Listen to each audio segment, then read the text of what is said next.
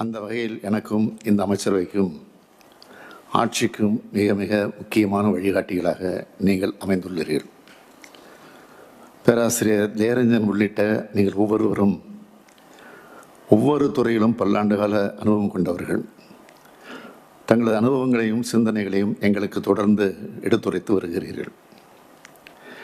கடந்த மார்ச் மாதம் என்னை சந்தித்த துணைத் தலைவர் ஜெயரஞ்சன் அவர்கள் துறை சார்ந்த 16 அறிக்கைகளை கொடுத்தார்கள். தமிழ்நாடு அரசின் ஒவ்வொரு திட்டம் எந்த அளவுக்கு மக்களுக்கு பயனுள்ள திட்டமாக செயல்படுத்தப்பட்டு வருகிறது என்பதை அந்த அறிக்கை மூலமாக தெரிந்து கொள்ள முடிந்தது. இந்த அறிக்கையை தான் எங்களுக்கு தரப்படும் மார்க் ஷீட்டாக நான் நினைக்கிறேன்.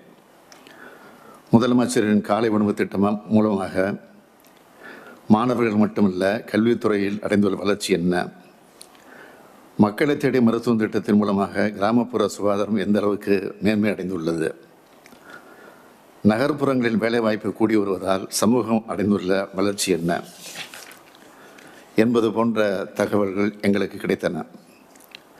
நமது அரசின் ஒவ்வொரு திட்டமும் சமூகத்தின் ஒவ்வொரு பிரிவினரையும் மேம்படுத்துவதாக அமைந்துள்ளது. காலை உணவு திட்டத்தால் மாணவர்களது வருகை முழுமையடைந்துள்ளது என்பதை விட மகிழ்ச்சியான செய்தி வேறு எதுவும் இருக்க முடியாது. மகளிர் உரிமை தொகை மூலமாக பெண்களின் பொருளாதார சுதந்திரம் அதிகமாகி இருக்கிறது. பேருந்துகளில் கட்டணமில்லா விடியல் பயணம் மூலமாக பெண்களின் சமூக பங்களிப்பு அதிகமாகி உள்ளது.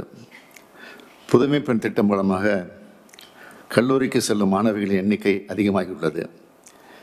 இப்படி ஒவ்வொரு திட்டமும் ஒரு பிரிவினரை உயர்த்தி வருகிறது. இந்த தகவல்கள் எல்லாம் மக்களிடம் நேரடியாக நாங்கள் அறிந்தாலும் புள்ளி விவரங்களாக நீங்கள் வழங்கி வருகிறீர்கள். இந்த திட்டக்குழு அமைக்கப்பட்டு முதல் முறையாக உங்களை சந்தித்த போது நான் குறிப்பிட்டதை நீங்கள் மறந்திருக்க மாட்டீர்கள். சமூக நீதி, சமத்துவம், சுயமரியாதை, மொழிப்பற்று, இன உரிமை, மாநில சுயாட்சி ஆகிய கருத்தியல்களின் அடித்தளத்தில் நிற்கும் இயக்கம்தான் திராவிட முன்னேற்றக் கழகம். நமது மாநிலத்தின் வளர்ச்சி என்பதும் அதன் அடிப்படையில் இருக்க வேண்டும். தொழில் வளர்ச்சி, சமூக மாற்றம், கல்வி மேம்பாடு ஆகிய அனைத்தும் ஒரே நேரத்தில் நடக்க வேண்டும். வளர்ச்சி என்பது பொருளாதார வளர்ச்சியாக மட்டுமல்ல, சமூக வளர்ச்சியாக இருக்க வேண்டும்.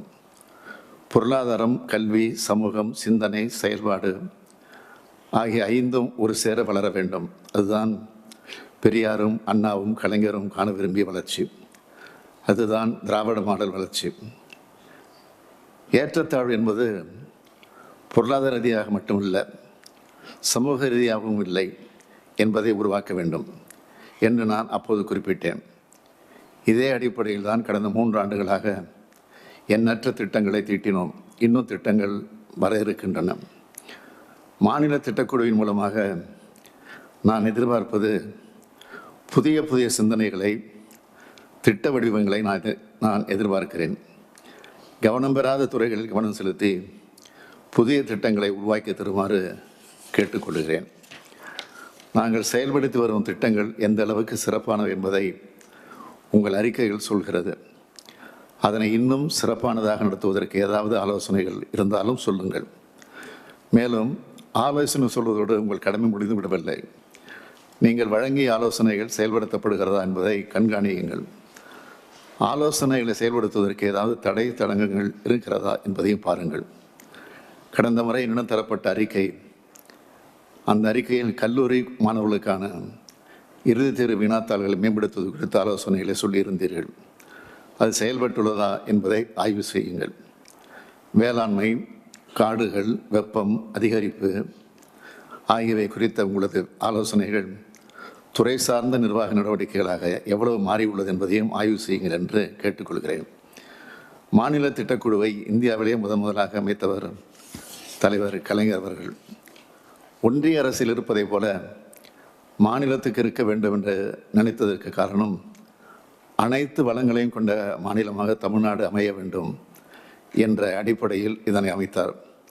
பசி இல்லை, பஞ்சம் இல்லை, வறுமை இல்லை, கொடுமையான தொற்று நோய் இல்லை, சாலைகள் இல்லாத கிராமங்கள் இல்லை, மின்சாரம் இல்லாத கிராமம் இல்லை, குடிநீர் தண்ணீர் இல்லாத கிராமம் இல்லை, பள்ளிகள் இல்லாத கிராமம் இல்லை. இப்படி தன்னிறைவை பெற்றவையாக அனைத்து மாவட்டங்களையும் உருவாக்கினோம். எல்லா வளங்களும் இருக்கிறது என்ற நிலைமையை உருவாக்கி வருகிறோம். கல்வித்துறையில், வேளாண்மையில், உட்கட்டமைப்பு வசதியில் தமிழ்நாடு மற்ற மாநிலங்களுக்கு முன்மாதிரியாக வளர்ந்துவிட்டது. அனைத்து துறையும் சமச்சீராக வளர்ந்து வருகிறது. அண்மையில் நிதி ஆயோக் வெளியிட்ட அறிக்கை மிக மிக மகிழ்ச்சியை தந்துள்ளது. அந்த அறிக்கையை முன்மாதிரியாக கொண்டு உங்களது ஆய்வறிக்கை ஒன்றை வழங்குமாறு கேட்டுக்கொள்கிறேன். நிதி வளம் இருக்குமானால் இன்னும் பல திட்டங்களை நம்மால் உருவாக்க முடியும். நிதி வளத்தை பெருக்கும் ஆலோசனைகளையும் சொல்லுங்கள்.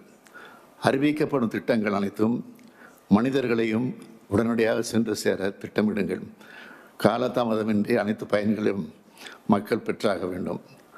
அதற்கான இலகுவான நிர்வாக சீர்திருத்தங்களை சொல்லுங்கள் என்று கேட்டுக்கொள்கிறேன். இந்த கூட்டத்தில் பங்கெடுத்திருக்கும் நான் இந்த நேரத்தில் உங்களுக்கு ஒரு பொறுப்பை வழங்க விரும்புகிறேன். நமது திராவிட மாடல் ஆட்சியின் நோக்கங்களை சாதனைகளை சொல்லும் வகையில் ஒரு மாபெரும் கருத்தரங்கை சென்னையில் நீங்கள் நடத்திட வேண்டும்.